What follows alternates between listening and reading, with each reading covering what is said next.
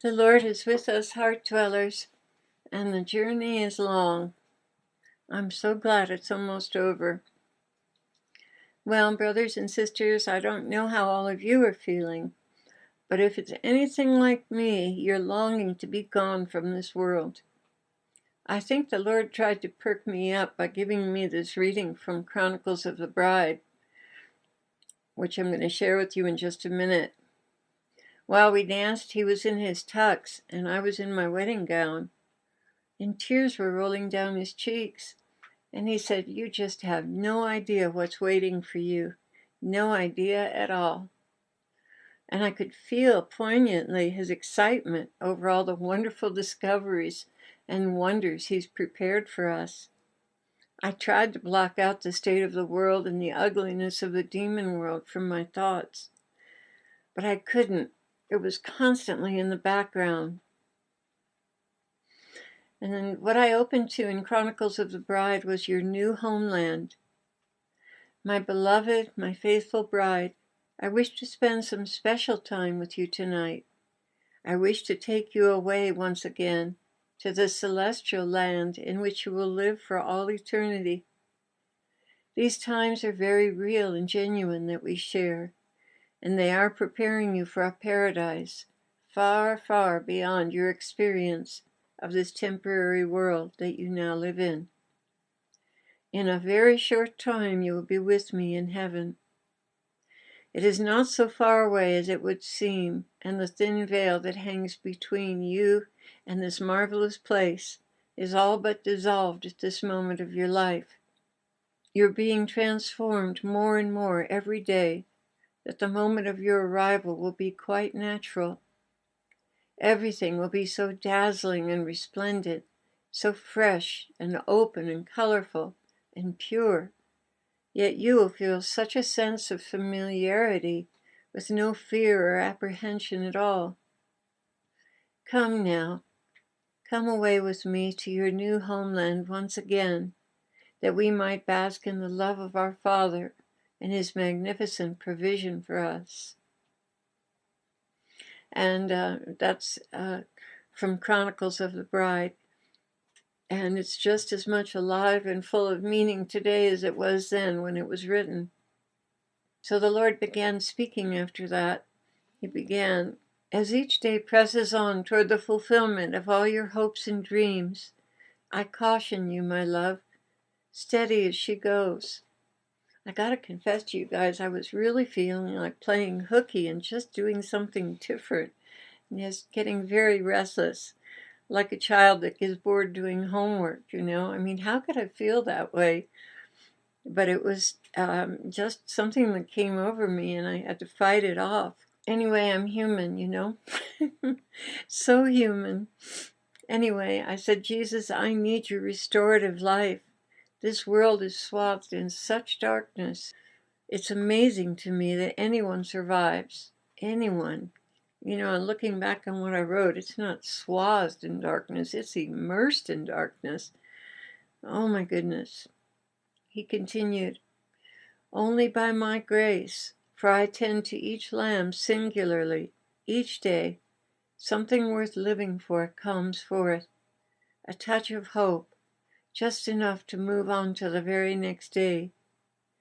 So many are dependent upon one another. When one goes down, it affects all. Yet I have managed to keep you on your feet through these difficult times. I know that it seems your strength is less than the work on the road before you, even as short as it is, but I promise you, my love, I am with you. There are times I carry you, Clare. Oh, don't grow weary or despondent. Nourish yourself on me and rise up for another day. Together we can conquer the adversary and continue to nourish souls." I answered him, "Lord, I'm not counting on you 20, 30, or even 50%, but 99.9% to energize us to the end. Thank you for the many victories you've given us. Thank you for always being here to speak with us. Thank you for a love that is beyond description." Today the Lord was wearing his wedding tux, as he has been for a couple of weeks now, and he was encouraging me to dance, dance, dance in my bridal gown, so happily, so gaily, you would think you were the only person in the world to him. So intent was he on enjoying our time together. He continued, I really tried to get you to celebrate with me. I need that too, you know. This is the bright spot in my day, when my bride goes into her secret place to exclude everything but me from her consciousness. No matter that you have interruptions in your concentration, doesn't my voice singing sweetly to you bring you back almost immediately? It does, Lord. You're an endless romantic, looking into my eyes and singing, draw me close to you, never let me go. I'd lay it all down again, just to hear you say that I am your friend. And when you sang that, I saw what you did for me on Calvary, and your eyes were so loving and intent on me. He answered me, are you going to share what I told you? Yes. When you sang, you're all I've ever wanted, I thought to myself, but what about all the other brides? And you gave me to understand that the beauty of each one is so unique that that particular uniqueness satisfies a longing in you that no other soul can duplicate. And therefore it's like a compliment to who you are with her. And she is, in a very real way, your helpmate, completing and returning the gift you gave her at conception. And in a sense, she's the only one in the world to you. When you are with her, it is as though no one else exists.